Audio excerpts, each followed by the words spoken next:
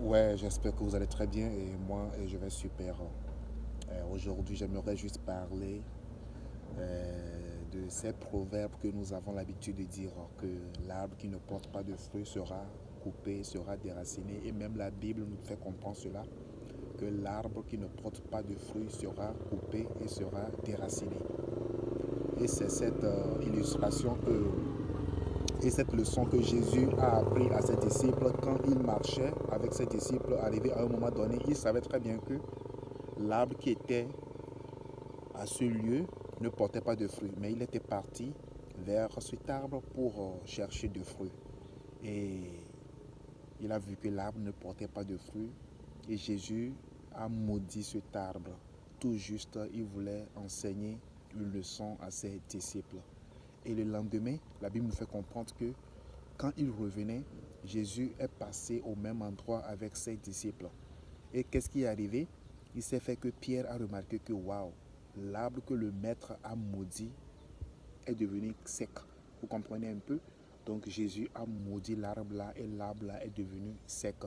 C'est de la même manière, cela nous arrive dans le ministère. Dieu t'a donné un don et tu ne fructifies pas ce don, tu ne mets pas ce don à l'œuvre au service du Seigneur, tu ne mets pas ce don au service du corps de Christ.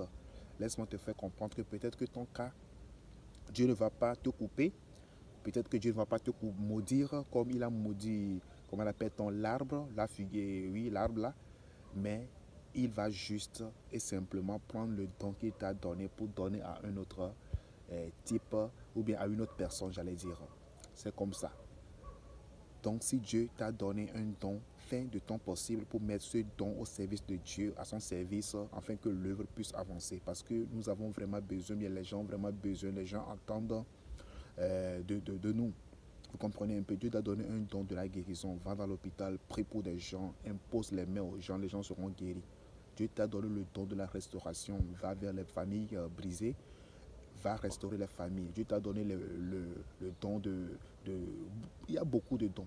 Donc, il faut voir dans quel domaine Dieu t'utilise la plupart des temps.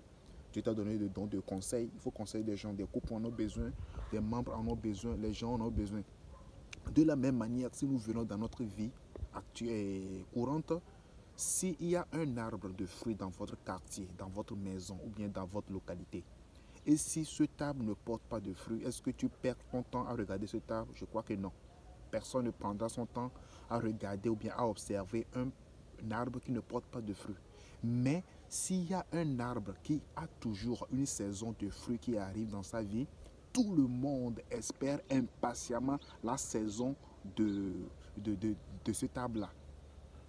Que cet arbre puisse porter le fruit. Et tout le monde est vraiment content le jour que cet arbre produit des fruits et on va pour l'accueillir, pour manger. Et si nous sommes en train de sucer ou nous sommes en train de manger le fruit, on est vraiment content parce que cet arbre a produit un bon fruit. Vous comprenez un peu, je suis à un endroit où se trouvent les arbres. Je vais vous montrer un peu derrière moi.